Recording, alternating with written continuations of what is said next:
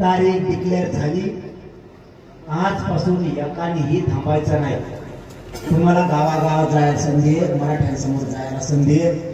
मराठा बघतो कोणता राजकारणी माणूस गावात बैठकीला आलाय, कोणता समन्वयक आला, कोणता मराठा सेवक आला, कोण राजकारणी आला, पदाधिकारी आला, कोण आला, हे मराठी बारकाईने बघतात. तरी आपल्या कोण आव्हान, सगळ्या पक्षातल्या मराठ्यांनी, सगळ्या संघटनेतल्या मराठ्यांनी, सगळ्या समाजात मराठ्यांनी, सगळ्या मराठा सामान्य शेतकऱ्यांनी, मराठा सेवकांनी तुटून पाडला. घर ना घर पिंजून करून 13 तारखेला आंतरवालीला सगळ्या मराठ्यांनी यायचं. इथं 50-50, 100-100 किलोमीटर म्हणायला जागा नाही पाहिजे. इतक्या मराठ्यांनी वाऱ्यासारखं मराठ्यांनी धावले. तारीख आंदोलनाची, आंदोलन होणार आंतरवाली शांततेत, राज्यात होणार शांततेत. आंतरवालीत आंदोलन होणार. मी 30 मेला आंतरवालीत आमरण उपोषण सुरू करतो. 30 मेला तारीख आपली डिक्लेअर झाली. उपोषण नको, त्याच्याशिवाय आपल्याला पर्याय नाही.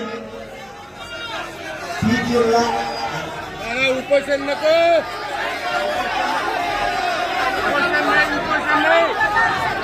उपोषण नको दादा,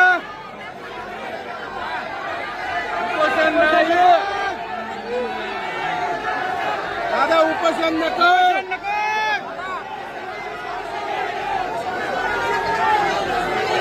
उपोषण नको.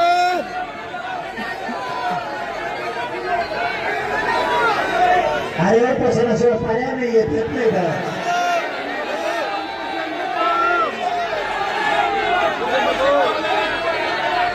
उपोषण नको,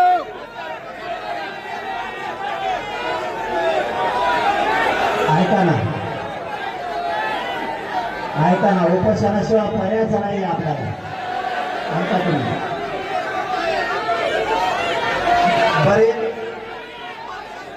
बरेच विषय सांगतो, बरे विषय सांगतो ना. ऐका ना,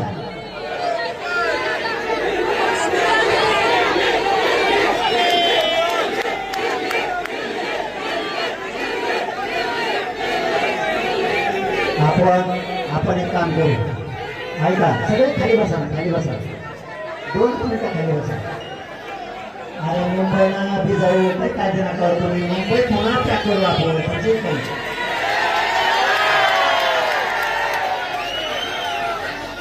फक्त ऐका, शांत ऐका, 1-2 मिनिट ऐका.